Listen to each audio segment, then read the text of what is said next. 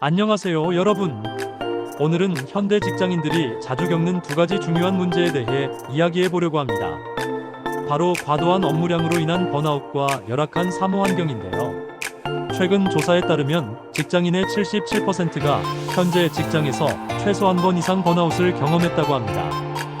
또한 67%의 직장인이 현재 사무 환경에 불만족하다고 응답했습니다. 오늘은 이 두 가지 문제를 해결하기 위한 실질적인 방안들을 알아보겠습니다. 먼저 번아웃의 심각성에 대해 알아보겠습니다. 번아웃은 단순한 피로감이 아닌 만성적인 스트레스로 인한 신체적, 정신적 소진 상태를 말합니다. 특히 코로나19 이후 재택근무가 늘어나면서 업무와 개인 생활의 경계가 모호해지고 이로 인해 많은 직장인들이 더 심각한 번아웃을 경험하고 있습니다. 하버드 비즈니스 리뷰의 연구에 따르면 현대 직장인들의 80%가 유연한 근무 환경을 제공하지 않는 직장은 거절할 것이라고 답했습니다. 이는 워라밸의 중요성이 얼마나 커졌는지 보여주는 중요한 지표입니다. 또한 번아웃은 개인의 문제를 넘어 기업의 생산성과 경쟁력에도 심각한 영향을 미칩니다.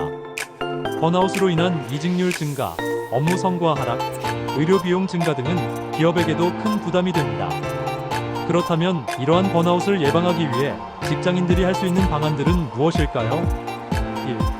1. 유연한 근무 방식 요청. 가장 효과적인 방법은 유연한 근무 방식을 요청하는 것입니다. 시간과 장소에 구애받지 않고 일할 수 있는 유연 근무제나 원격 근무 옵션을 회사에 요청해 보세요. 이를 요청할 때는 단순히 유연 근무를 하고 싶다고 말하기보다는 유연 근무가 가져올 수 있는 생산성 향상과 업무 만족도 증가에 대한 구체적인 자료를 함께 제시하는 것이 효과적입니다. 예를 들어 유연한 근무 시간을 통해 출퇴근 시간을 줄이고 그 시간을 업무에 더 집중할 수 있습니다라고 설명하거나 원격 근무를 통해 방해 요소가 적은 환경에서 일할 수 있어 생산성이 향상될 것입니다라고 제안할 수 있습니다. 명확한 경계 설정. 두 번째로 업무 시간과 개인 시간의 경계를 명확히 설정하는 것이 중요합니다. 특히 원격 근무 환경에서는 이러한 경계가 더욱 모호해질 수 있습니다. 업무 종료 시간을 정하고 그 이후에는 업무 이메일이나 메시지를 확인하지 않는 습관을 들이세요. 또한 상사나 동료들에게도 근무 시간 외 연락은 긴급한 상황이 아니면 자제해달라고 요청할 수 있습니다. 예를 들어 이메일 서명에 근무 시간 오전 9시에서 오후 6시까지와 같은 정보를 추가하거나 퇴근 전 다음 날에 할 일을 정리하고 업무용 기기를 끄는 루틴을 만들어 보세요. 3. 정기적인 휴식 시간 확보. 세 번째로 정기적인 휴식 시간을 확보하는 것이 중요합니다. 연속적으로 일하는 것보다 짧은 휴식을 자주 취하는 것이 오히려 생산성을 높일 수 있습니다. 예를 들어 포모도로 기법을 활용해 25분 일하고 5분 휴식하는 방식을 취하거나 점심시간을 온전히 휴식 시간으로 활용하는 것이 도움이 됩니다. 또한 연차나 휴가를 미리 계획하고 적극적으로 사용하는 것도 중요합니다. 4. 업무 우선순위 설정 및 시간 관리. 네 번째로 업무의 우선순위를 설정하고 시간을 효율적으로 관리하는 것이 중요합니다. 모든 일을 완벽하게 하려고 하기보다는 중요도와 긴급성에 따라 우선순위를 정하고 그에 맞게 시간을 배분하세요. 예를 들어 아이젠하워 매트릭스를 활용해 업무를 중요하고 긴급한 일, 중요하지만 긴급하지 않은 일, 긴급하지만 중요하지 않은 일, 긴급하지도 중요하지도 않은 일로 분류해 처리하는 방법이 있습니다.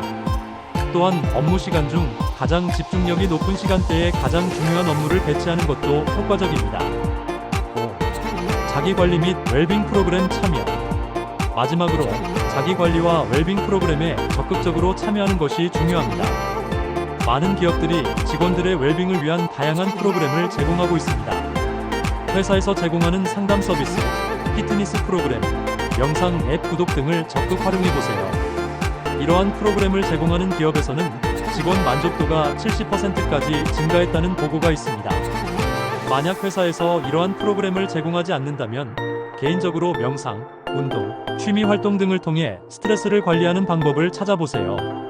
마이크로소프트는 유연한 일정 관리, 원격 근무 기회, 직원 웰빙에 대한 강조를 통해 워라밸의 선두주자로 자리매김했습니다. 웰리스 프로그램, 정신 건강 지원, 건강한 워라밸을 유지하기 위한 자원 제공 등의 노력으로 혁신과 생산성을 촉진하면서도 휴식의 중요성을 인식하는 근무 환경을 조성했습니다. 이러한 기업들의 공통점은 단순히 번아웃 예방을 위한 프로그램을 제공하는 것을 넘어 회사 문화 자체를 건강하고 지속 가능한 방향으로 변화시켰다는 점입니다. 이제 두 번째 주제인 열악한 사무 환경에 대해 알아보겠습니다. 한 연구조사에 따르면 직장인의 67%가 현재 사무 환경에 불만족하다고 응답했습니다. 불만족 요인으로는 공간 배치와 동선의 불편함 37.8%, 공기질과 냉난방 시설 29.9%, 가구의 내구성 및 불편함 21.9% 등이 지적되었습니다. 또한 74%의 응답자가 사무 환경이 업무 성과와 관련이 있다고 답했으며 79%가 직무 만족도에 영향을 준다고 응답했습니다. 이는 사무 환경이 단순한 물리적 공간의 문제가 아닌 직원들의 성과와 만족도에 직접적인 영향을 미치는 중요한 요소임을 보여줍니다. 사무 환경 개선을 위한 3가지 방안. 1. 사무 환경 개선의 필요성 인식 및 공유. 첫 번째로 사무 환경 개선의 필요성을 인식하고 이를 경영진과 인사총무팀에 공유하는 것이 중요합니다. 앞서 언급한 통계 자료를 활용하여 사무 환경 개선이 단순한 직원 복지가 아닌 기업의 생산성과 경쟁력에 직결되는 문제임을 설득력 있게 전달해야 합니다. 예를 들어 사무 환경 개선을 통해 직원들의 만족도가 향상되면 이직률이 감소하고 생산성이 향상될 수 있습니다와 같은 비즈니스 관점의 접근이 효과적입니다. 개선 요구는 직원 개인이 아닌 설문조사나 다른 직원들의 의견을 모아 단체로 제시하는 것이 가장 효과적입니다. 구체적인 개선 요구사항 제시. 두 번째로 막연한 불만을 제기하기보다는 구체적인 개선 요구사항을 제시하는 것이 중요합니다. 예를 들어 인체공학적 의자 도입, 조명 개선, 독립적인 회의 공간 확보, 공기청정기 등 구체적인 요구사항을 명확히 제시하세요. 연구에 따르면 직원들의 허리 통증과 근골격계 질환의 주요 원인이 잘못된 의자와 책상 높이에서 비롯된다고 합니다. 21.9%의 직장인이 사무실 가구의 불편함을 문제로 지적했습니다. 구걸은 전 직원에게 인체공학적 의자를 제공하며 일부 부서에서는 스탠딩 데스크를 기본 옵션으로 설정했습니다. 이를 통해 직원들의 건강을 보호하면서도 생산성을 높였습니다.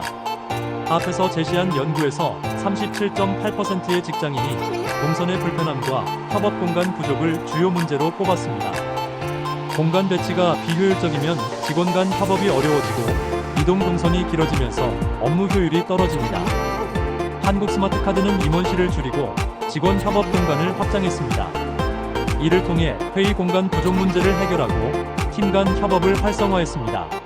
3. 업무 성과와 직무 만족도 연관성 강조. 세 번째로 사무 환경과 업무 성과, 직무 만족도의 연관성을 강조하는 것이 중요합니다. 앞서 언급한 74%의 응답자가 사무 환경이 업무 성과와 관련이 있다고 답했으며 79%가 직무 만족도에 영향을 준다고 응답했습니다. 이를 근거로 사무 환경 개선이 회사 전체의 생산성 향상으로 이어질 수 있음을 강조할 수 있습니다. 예를 들어 조용한 집중 공간을 마련하면 직원들의 업무 집중력을 높이는 연구 자료를 제시한다. 연구에 따르면 소음이 10dB 증가할 때마다 업무 생산성이 5에서 10% 감소한다고 합니다. 또한 37.8%의 직장인이 동선의 불편함과 협업 공간 부족을 주요 문제로 꼽았습니다. 공간 배치가 비효율적이면 직원 간 협업이 어려워지고 이동 동선이 길어지면서 업무 효율이 떨어집니다. 여러분의 직장은 얼마나 개선되어 있나요? 부족한 점이 있다면 지금부터 하나씩 바꿔나가는 노력이 필요합니다. 과도한 업무량 해결 방안 5가지, 사무 환경 개선 3가지만 실천해도 직장 생활의 질이 달라질 겁니다. 여러분의 워라밸을 응원합니다. 도움이 되셨다면 좋아요와 구독 부탁드리고 댓글로 여러분의 의견도 남겨주세요. 다음 영상에서 또 만나요. 지금까지 헤드헌터 박상무였습니다. 감사합니다.